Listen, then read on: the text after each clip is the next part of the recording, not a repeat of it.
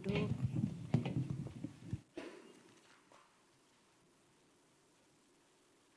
Salam sejahtera dalam kasih Kristus.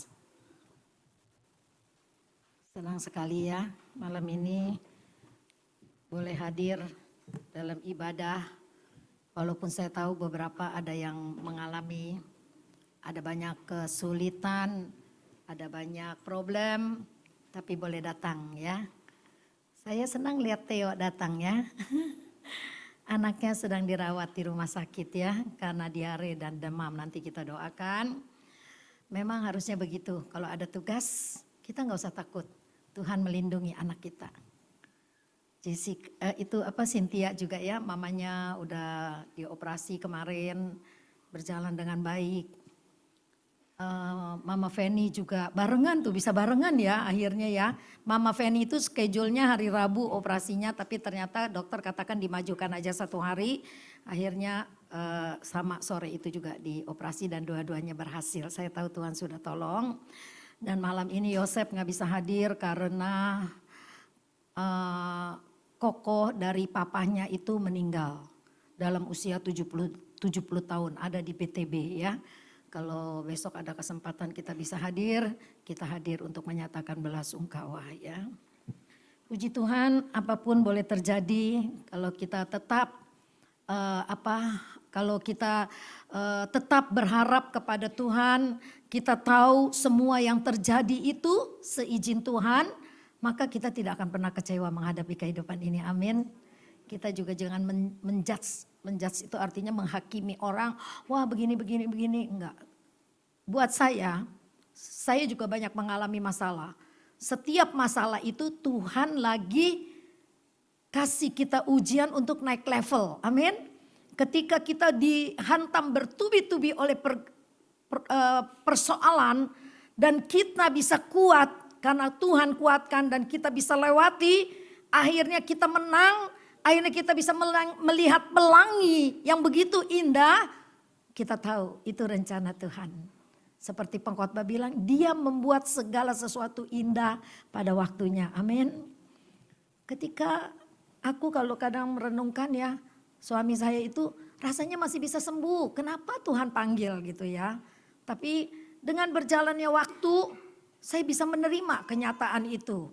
Bahwa apa yang Tuhan buat itu tidak pernah salah. Ya, kita boleh melihat keindahan. Keindahannya tuh bukan ini sekarang gue sendiri enak banget. Bukan. Keindahannya bagaimana Tuhan menyertai hidup saya. Tuhan memimpin hidup saya.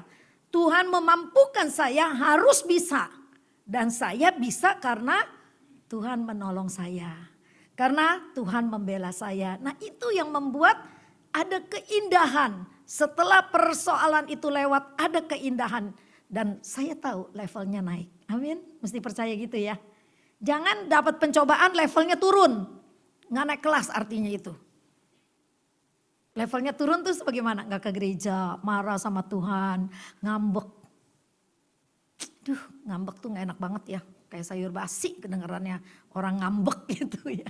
Anak Tuhan udah nggak boleh ngambek-ngambek. Karena apa?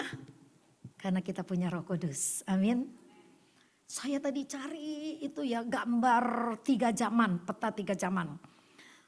Nggak tahu 10 tahun yang lalu apa 10 tahun yang lalu ada kali Pak Yosminandar itu dengan pendeta Hartono ya kalau nggak salah yang dari Jawa. Kasih seminar tentang akhir zaman untuk hamba-hamba Tuhan sebanten di Kebonjati. Saya ikut 3 hari berturut-turut dan saya sangat diberkati sekali. Dia mengajar tentang peta 3 zaman itu dengan sangat mudah untuk dimengerti. Malah waktu di sekolah Alkitab rasanya pusing karena ada hitungan tahun-tahunnya gitu ya. Nah ketika dia mengajar itu tertanam banget di hati saya. Anak Sekina pernah saya kasih pelajaran itu tapi udah lama mungkin Anda lupa atau mungkin ada beberapa yang belum dengar. Tapi tadi saya cari-cari gambarnya gak ketemu karena udah banyak banget tumpukan kertasnya gitu ya. Saya cuma mau jelaskan begini dengan gambar itu. Jadi peta 3 zaman itu ada 3 zaman yang kita akan lalui. Bukan kita, artinya masa hidup manusia di dunia ini ada 3 zaman gitu ya. Jadi yang pertama zaman Bapak. di mana Bapa berhubungan langsung dengan manusia. Yang kedua, zaman Yesus Kristus, di mana dia lahir, dia melayani, dia mati, dia terangkat ke surga. Itu zaman anak. Umat berhubungan dengan Yesus. Kita berhubungan. Kalau dulu waktu zaman Bapak, itu di dalam perjanjian lama, ya, di mana nabi-nabi, belum ada rasul gitu ya, nabi-nabi semua raja-raja itu berhubungan dengan Bapa. Di zaman Yesus Kristus, zaman anak, nah itulah kita dapat anugerah itu berhubungan dengan Yesus. Kita bisa melihat kehidupannya. Kita tidak melihat zamannya kita nih, kita nggak melihat, tapi kita percaya Yesus itu pernah ada. Karena bukti-buktinya ada, ya. Dia mati, buktinya ada. Kuburnya kosong, buktinya ada. Dia bangkit, ada. Dia nyatakan, ini dalam tenggang waktu 40 hari ini sampai nanti tanggal 27 Mei, hari Pentakosta, itu Tuhan menyatakan dirinya terus kepada beberapa murid-muridnya dan orang-orang tertentu gitu ya. Untuk meyakinkan bahwa dia itu benar ada. Benar dia itu hidup. Nah, setelah Yesus naik ke surga, dia bilang, aku tidak tinggalkan kau menjadi yatim piatu. Aku kirim penolong, yaitu Roh Kudus. Atau dalam bahasa Yunani disebut Parakletos. Nah, ini akan kita pelajari sedikit pada malam ini tentang Roh Kudus itu. Nah, kita ada di zaman yang mana sekarang ini? Yaitu di zaman Roh Kudus. Di mana Yesus tidak ada lagi di dalam dunia, Allah Bapa ada di sorga, Yesus sudah ada di sorga, Roh Kudus. Yesus dia hanya datang sebentar. 33,5 tahun di muka bumi ini. Yesus. Roh Kudus, berapa lama dia akan ada di bumi ini? Selama-lamanya. Sampai Tuhan menjemput kita, mengangkat kita dalam kemuliaannya. Kalau kita didapatinya beriman dan dibawa pengurapan Roh Kudus. Indah ya, sebetulnya indah banget ini. Maka itu dari pelajaran tabernakel itu saya ulangin terus. Setiap dalam khotbah saya sebut melihat Yesus di dalam peta tabernakel itu. Karena itulah jalan keselamatan yang Tuhan beri. Sampai akhirnya kita mengerti kenapa Yesus harus dikorbankan. Kenapa Yesus harus mati. Kenapa Yesus harus berdarah-darah. Karena dialah yang akan menggantikan anak domba jantan di kemah Musa itu. Dan itu harus dengan darah. Maka Yesus datang ke dalam dunia sebagai manusia 100% seutuhnya. Karena apa? Darahnya itu akan dipersembahkan untuk menebus kita. Bukankah itu terlalu indah pelajaran tentang tabernakel, keselamatan kita ini. Sampai kita mendapatkan keselamatan itu begitu indah dan luar biasa. Dan itu nyambung dan nyambung terus sampai di zaman Roh Kudus ini. Itu semua ada. Bagaimana orang bisa dipenuhkan Roh Kudus? Dia harus dekat sama Tuhan. Sedekat apa? Kalau kita belajar tabernakel, kita harus bisa masuk sampai ruang Maha Kudus. Di mana ada hadirat Tuhan dan kita. Maka Yesus disebut imam besar. Bukan imam besar Harun. Harun disebut imam besar. Tapi Yesus juga punya gelar imam besar karena dia mempersembahkan darahnya sendiri. Untuk penebusan kita. Dialah imam besar yang sangat agung. Maka pengorbanan itu hanya satu kali dan tidak diulang lagi. Maka kita gak bisa main-main lagi dengan keyakinan kita kepada Tuhan. Karena kita akan rugi kalau kita main-main. Waktu lewat dan kita gak bisa mengulang waktu itu. Kalau kita bisa mengulang sih enak. Aku mau rewind lah. Aku mau ulang nih waktu. Dulu gue bego amat di sini nih. Sekarang gue mau perbaiki. Udah gak ada kata Tuhan. Waktu gak bisa diulangi lagi. Ayo kita baca ayatnya.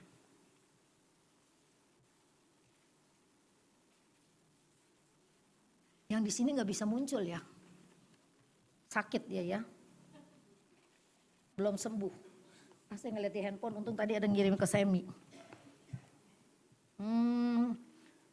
Malam ini saya beri tema Parakletos atau Roh Kudus di dalam hidup kita. Ya, Parakletos atau Roh Kudus. Kita buka ayatnya dengan cepat. Yohanes 14 ayat 16-26. Ini kita akan baca semua nih ayat-ayat supaya untuk menghemat waktu. Saya mesti buka Alkitab ya, nggak bisa ngeliat di screen. Yohanes 14 ayat 16 dan 26. Mari kita berdiri, kita baca sama-sama. Yohanes 14 ayat 16 dan 26. 1, 2, 3.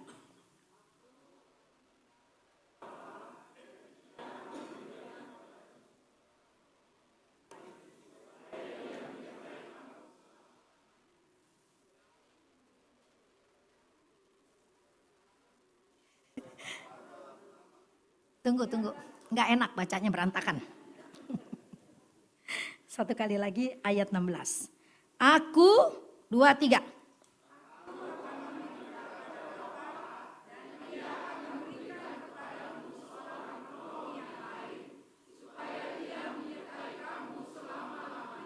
Dua, 6.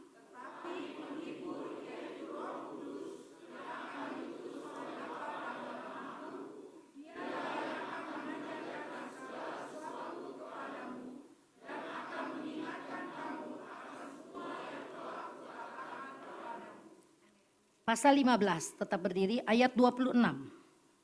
Pasal 15 ayat 26. 2, 3.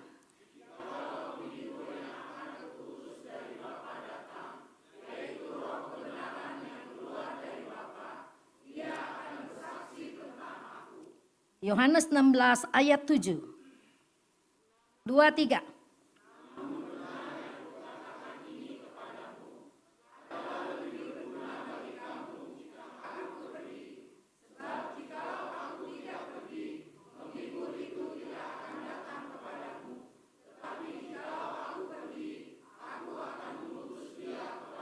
Amin, silakan duduk, puji Tuhan. Yang terakhir dibilang tetapi jikalau aku pergi, aku akan mengutus dia kepadamu. Ya, jadi kalau Tuhan tidak pergi tetap ada di bumi, Roh Kudus tidak dikirim. Ya, nah kenapa saya medley baca itunya, temanya berhubungan dengan Parakletos. Tampilin deh Semi. Ya, Parakletos itu adalah istilah dalam bahasa Yunani yang digunakan dalam Alkitab Kristen untuk merujuk kepada Roh Kudus. Nah, Parakletos di dalam ayat-ayat yang kita baca itu, Roh penghibur, Roh penolong, Roh kebenaran, itu semua di dalam bahasa aslinya, di dalam bahasa Yunaninya disebut Parakletos. Ya, jadi istilah ini sering diterjemahkan sebagai penghibur atau penolong dalam bahasa Indonesia. Dalam konteks Kristen, Parakletos merujuk kepada peran Roh Kudus sebagai penghibur, penolong, dan pemberi kekuatan bagi orang percaya. Roh Kudus diyakini membantu orang percaya dalam memahami firman Tuhan. Amin. Memberikan kekuatan untuk menghadapi tantangan dan menjadi penghibur dalam masa-masa sulit. Konsep Parakletos ini sangat penting dalam teologi Kristen, terutama dalam memahami peran dan fungsi Roh Kudus dalam kehidupan orang percaya. Saya bacakan satu lagi yang dalam bahasa Inggris ya. Dalam bahasa Inggris Parakletos sering diterjemahkan sebagai comforter, ya, penolong, penghibur, atau helper, penolong atau advocate, pengacara, ya. Jadi ada sedikit perbedaan, tapi artinya adalah Parakletos, Roh Kudus gitu ya. Istilah ini digunakan dalam Alkitab bahasa Inggris untuk merujuk kepada Roh Kudus. Nah, tadi ayat-ayatnya kita udah baca. Dalam Injil Yohanes, khususnya Yohanes tadi yang kita baca 14 ayat 16, 14 ayat 26, 15 ayat 26 dan 16 ayat 7, Yesus menggunakan istilah Parakletos untuk menggambarkan peran Roh Kudus sebagai penghibur dan penolong bagi murid-muridnya. Berarti kalau kita baca arti dari Parakletos itu, maka kita umat Tuhan punya dua pembela. Ya, satu, di bumi Roh Kudus menjadi pembela perkara kita. Nanti Roh Kudus yang akan menolong kita. Dia yang akan menyampaikan apa keluhan-keluhan kita kepada Bapa. Itu Roh Kudus ya. Yang kedua, di sorga siapa yang jadi pembela kita? Yesus jadi pembela yang menghadap Bapa di sorga. Luar biasa ya. Ada orang yang bertanya begini. Bagaimana harus mempercayai Roh Kudus? Kita gak pernah lihat dia. Roh Kudus itu pribadi yang ketiga dari Allah Tritunggal. Waktu itu saya ngikutin seminar dijelaskan begini dan itu masuk ke logika saya begini. Kita percaya nggak sama kelahiran Yesus? Percaya kan? Percaya. Padahal kita nggak ada di zaman itu loh. Tapi kita percaya Yesus lahir dengan fakta-fakta sejarah dan firman Tuhan. Kita percaya nggak kalau Allah itu ada di Taman Eden? Kita percaya kan karena kita nggak pernah ngeliat. Walaupun kita nggak pernah ngeliat. Tapi dari cerita Alkitab. Dari Abraham terus sampai kepada raja-raja di Israel. Kita boleh melihat bagaimana Allah menyertai bangsa Israel dan umat-umatnya. Kita percaya padahal kita nggak ada di zaman Nabi Abraham itu kita nggak ada. Tapi kenapa kita percaya? Di zaman Yesus lahir di kandang yang hina. Kita sampai nangis kalau ingat cerita Yesus disalibkan. Padahal kita nggak ada di tempat itu. Tapi kita percaya. Nah, Roh Kudus juga seperti itu. Roh Kudus pernah dituangkan di loteng Yerusalem kepada 120 orang murid. Kita ada nggak di sana? Kita nggak ada di sana. Tapi murid-murid mengalami. Dan setelah mereka dipenuhkan Roh Kudus, murid-murid memberitakan Injil kemana-mana. Tadinya penakut, pemalu, jadi pemberani luar biasa.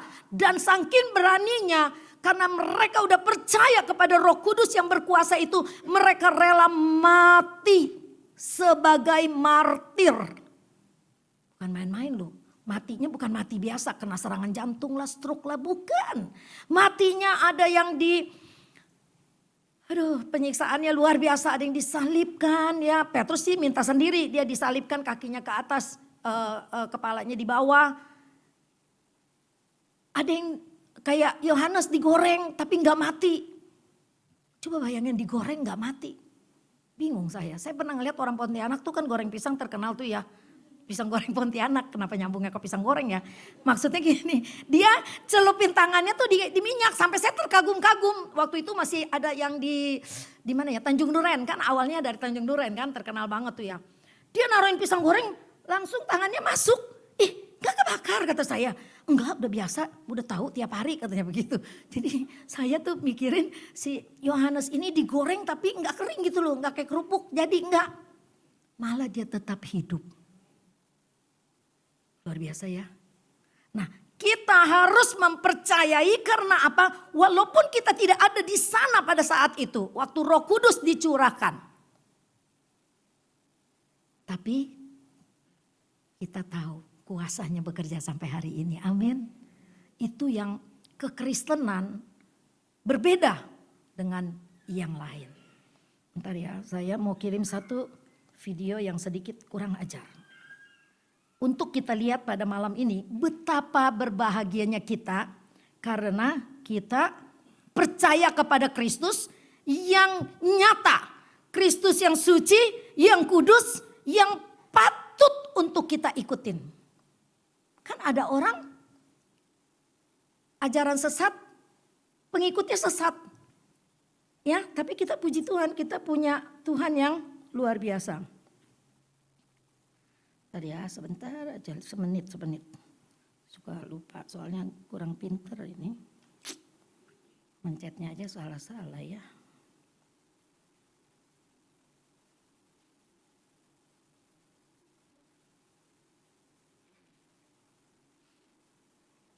Kita mesti bangga punya Tuhan kita yang jelas. Ya, orang lain ada yang Tuhannya itu nggak jelas. Tapi rela jadi pengikut. Nah Tuhan kita itu jelas kalau kita sampai gak rela jadi pengikut Tuhan, gak mau setia, itu kita sangat kebangetan dan sangat merugikan diri sendiri.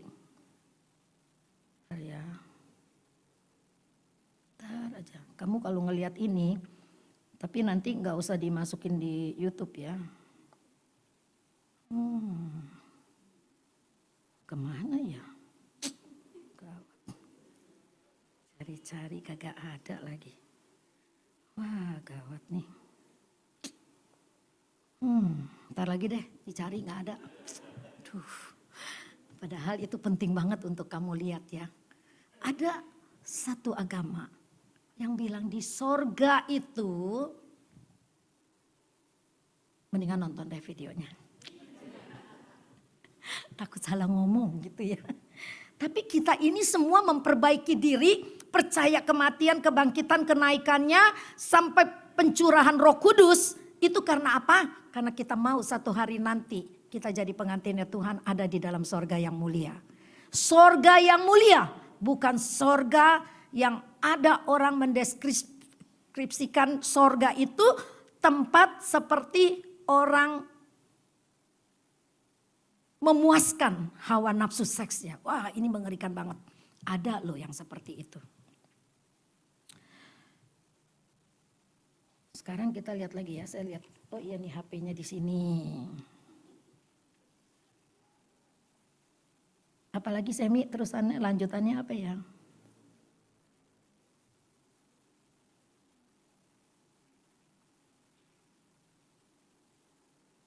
Nah kita lihat. Tuhan Yesus, apa peranan Roh Kudus dalam pelayanan Yesus? Kita lihat di sini. Puji Tuhan ini udah baik tuh. Kuasa Roh Kudus juga nih menyembuhkan.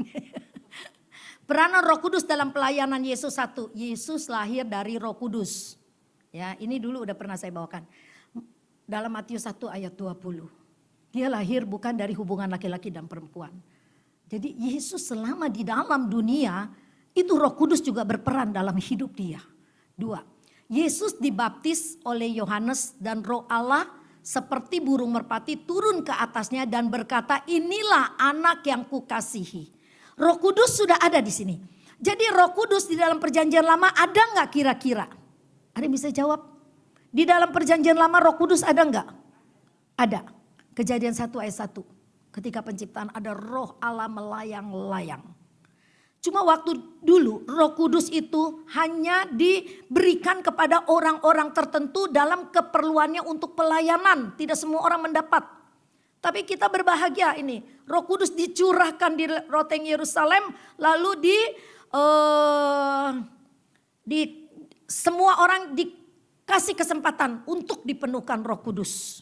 Nanti kita lihat setelah dipenuhkan Roh Kudus. Apakah hidup kita tetap sama? Apakah ada perubahan?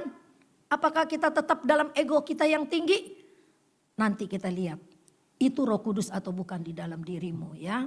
3. Yesus membaptis dengan Roh Kudus pada hari Pantekosta. Jadi kalau ada bilang, oh dia kerasukan Roh Kudus. Itu bahasa yang salah. Roh Kudus bukan kerasukan.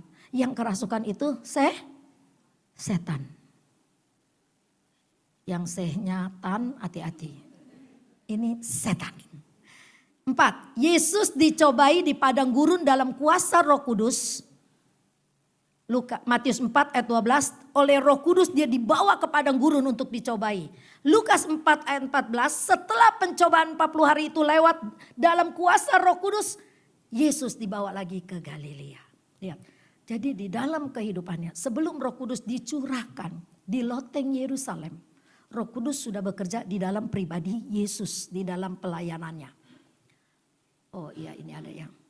Lalu, oh ini mah tambahan ya, ini bonus. Siapa yang membangkitkan Yesus? Baca ayatnya sama-sama, 2, 3. Dan jika roh dia yang telah membangkitkan Yesus dari antara orang mati diam di dalam kamu. Maka ia yang telah membangkitkan Kristus Yesus dari antara orang mati akan menghidupkan juga tubuhmu yang fana itu oleh rohnya. Yang diam di dalam siapa? Di dalam kamu dan saya. Jika roh dia.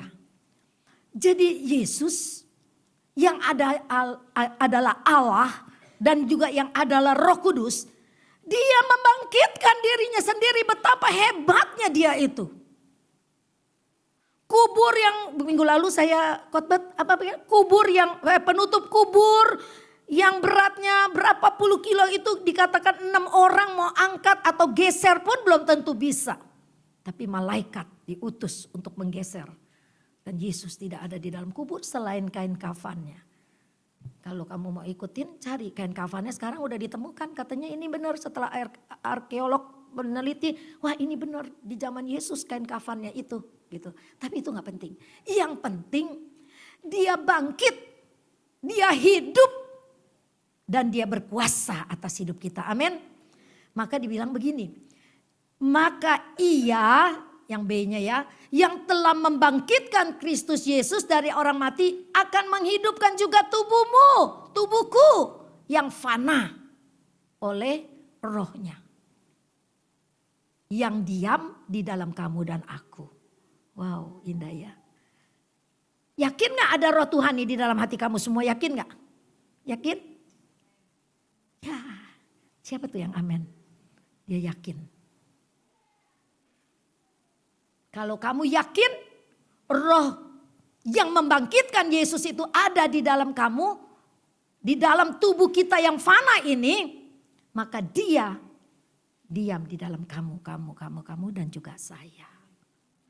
Wah, indah banget ya.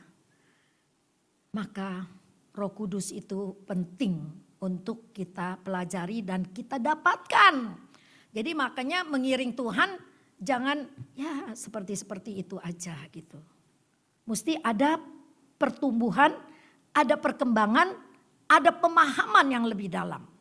Maka untuk ayat tema kita tahun ini, tanpa Roh Kudus kita sulit untuk memahami step-step yang ada di ayat kita. Kita perlu Roh Kudus untuk menerangi pikiran kita sehingga kita memahami. Memahami setiap kejadian itu pasti ada pesan Tuhan loh dalam hidup kita.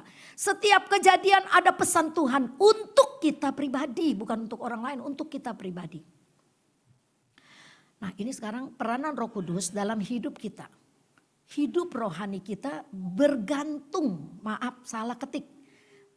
Saya bergantung bukan bergabung. Hidup rohani kita ini bergantung pada Roh Kudus. Roh Kudus mengambil alih tugas Kristus bagi orang percaya untuk menyadarkan kita akan kehadirannya, akan kasihnya, akan pertolongannya, akan penghiburannya, akan perlindungannya, akan berkatnya. Maka dia itu adalah siapa tadi? Penghibur, penolong, roh kebenaran, pengacara yang mengadili. Wow, luar biasa. Kita perlu pengurapannya untuk melayani Tuhan. Biarpun Anda pintar, Anda menguasai notasi angka dengan baik, Anda punya suara yang luar biasa. Tapi tanpa pengurapan Tuhan, pelayananmu kering. Tapi kalau ada pengurapan, kita yang biasa-biasa bisa menjadi luar biasa. Amin. Elia dikatakan manusia biasa seperti kita. Tapi karena ada Roh Kudus menyertai dia. Dia bisa, waktu itu Roh Allah dibilangnya. Roh Allah ada pada dia. Dia bisa berdoa, hujan tidak turun 3,5 tahun. Luar biasa. Paulus, sapu tangannya aja bisa menyembuhkan. Petrus bayangannya aja bisa menyembuhkan orang sakit. Ini kalau Roh Kudus sudah menguasai hidup seseorang, dia punya kuasa supranatural yang orang lain tidak miliki. Dia punya seperti kelebihan, kepekaan. Jadi kalau dalam Roh Kudus, kalau kita ada kepekaan, kita bisa mengerti. Apalagi ketika kita berdoa sungguh-sungguh, kita bisa mengerti. Ini ada sesuatu di sini. Ketika kita fokus berdoa untuk problem seseorang misalnya begitu ya. Roh Kudus memberi keberanian kepada kita untuk menyebarkan Injil. Nah ayatnya ini senang saya baca nih. Kisah Para Rasul 1 ayat 5 dan 6. Jadi kalau Roh Kudus sudah diturunkan, Itu ada misi. Makanya Roh Kudus bisa juga disebut romisi. Setelah Anda dipenuhkan Roh Kudus, Anda bukan diam-diam aja dan tidak melakukan apa-apa. Setelah ada kuasa Roh Kudus menguasai kita, kita akan berani memberitakan Injil, kita akan berani bersaksi, kita akan berani melayani pekerjaan Tuhan, kita akan berani memberikan pengampunan kepada orang lain. Amin. Yuk kita baca Kisah Para Rasul 1 ayat 5 sampai 8. Sebab Yohanes membaptis dengan air, tetapi tidak lama lagi kamu akan dibaptis dengan Roh Kudus. Maka bertanyalah mereka yang berkumpul di situ, Tuhan, maukah engkau pada masa ini memulihkan kerajaan bangsa Israel? Jawabnya, engkau tidak perlu mengetahui masa dan waktu yang ditetapkan Bapa sendiri menurut kuasanya. Tetapi kamu akan menerima kuasa kalau Roh Kudus turun ke atas kamu. Dan kamu akan menjadi apa? Saksiku. Berarti diberikan kuasa, menerima Roh Kudus, dan kamu akan menjadi saksiku. Ada satu tugas yang kita harus lakukan. Menjadi saksiku di Yerusalem, di seluruh Yudea, Samaria, dan sampai ke ujung bumi. Yang di Yerusalem itu seringkali dikaitkan dengan keluarga kecil kita. Baru kita melanglang buana Allah menyebarkan Injil. Seandainya kita tidak ke seluruh dunia, orang-orang di sekitar kita itulah mereka melihat Injil dalam hidup kita. Mereka melihat ada Yesus dalam kita. Yang kelima, Roh Kudus menyadarkan kita untuk hidup kudus. Orang dia penuh Roh Kudus loh. Tapi hidupnya enggak benar. Mesti ditanya itu Roh Kudus atau Roh Kudis. Atau Roh Kuda kali gitu ya. Roh Kudus. Ruah Hakodes bahasa Ibraninya. Roh Kudus itu sesuatu yang kudus. Dia menyadarkan kita untuk hidup kudus. Maka sebagai pelayan Tuhan jangan main-main dengan kekudusan. Raja Saul pernah main-main dengan kekudusan. Dia ingin dipenuhkan Roh Kudus juga seperti Samuel dan yang nabi-nabi yang lain. Tapi hidup dia tidak benar dan dia dipermalukan oleh Roh Kudus. Bahasa lidah, karunia-karunia, bakat atau talenta dapat ditiru oleh iblis. Tetapi baca sama-sama. 2, 3.